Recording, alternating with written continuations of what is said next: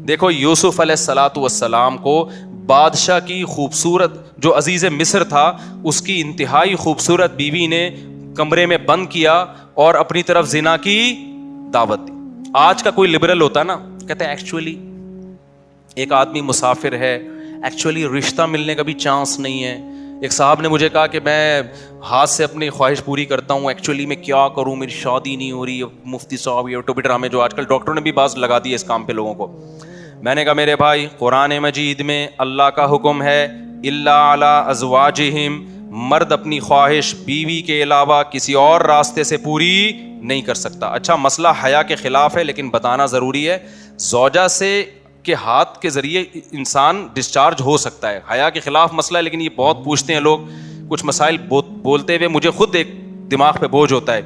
تو زوجہ کے ساتھ تو یہ جائز ہے, اپنے ہاتھ سے اپنی خواہش پوری کرنے کی شریعت میں آپ کو اجازت نہیں ہے. تو اب خوب سمجھ لو, اللہ تعالیٰ نے مرد کو یہ حکم دیا ہے کہ وہ سوائے شادی کے اس کے پاس اپنی بیوی کے علاوہ اپنی خواہش پوری کرنے کا کوئی راستہ نہیں. اب اللہ آپ کی اس مجبوری کو مجبوری نہیں مانتے کہ ایکچولی میں سفر میں ہوں, میں اسٹڈی کے دوران تو میں ہینڈ پریکٹس سے اپنی خواہش پوری نہیں کروں گا تو میں ڈپریشن میں جاؤں گا. تو بھائی تو شادی کرنا بیٹھ کے.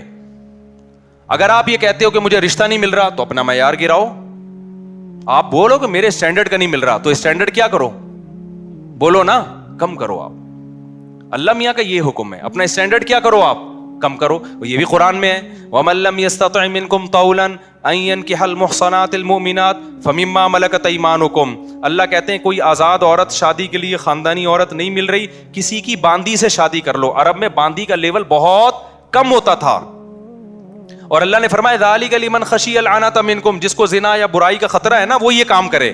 تو کیا مطلب اللہ کیا حکم دے رہے ہیں, اپنا اسٹینڈرڈ کیا کرو, بولو نا گرا دو. اور یہ اللہ نے مرد میں خواہش نفس مسلط اس لیے کی ہے کہ نہ چاہتے ہوئے بھی شادی کرے. یہ اس لیے نہیں کی ہے کہ ہاتھ سے فارغ ہو کر اپنے آپ کو ٹھنڈا کر لے اور شادی 10 سال کے لیے مؤخر کر لے. یہ تو مسلط کی گئی ہے کیونکہ شادی کو اسلام نے آپ پہ نہیں چھوڑا, فطرت نے آپ پہ نہیں چھوڑا. ہم اور آپ پہ چھوڑا ہوتا تو ہم 50 سال کے ہو کے بھی نہیں کر رہے ہوتے. جو کام انسانیت کی بقا کے لیے ضروری تھا نا, اللہ نے وہ ہمارے مشورے پہ نہیں. اللہ چاہتے ہیں کہ نسل بڑھے, تو اس لیے یہ چیز اللہ نے مسلط کر دی ہے کہ لوگوں سے اللہ مشورہ نہیں لیں گے کہ ایکچولی آپ کو کرنی چاہیے کہ نہیں کرنی چاہیے. اللہ مسلط اتنی کر دیتے, آدمی کہتے ہیں بھائی میرا دماغ پھٹ رہا ہے, میں برائی کی طرف جا رہا ہوں, میرے پاس کرنے کے علاوہ اب کوئی آپشن ہے نہیں, تو مسلط ہو جائے. کیوں, اس کا فائدہ کیا ہوگا, مجبور ہو کے آپ نکاح کرو گے, ایک دوسری عورت کو بھی آپ برائی سے بچا لو گے. اور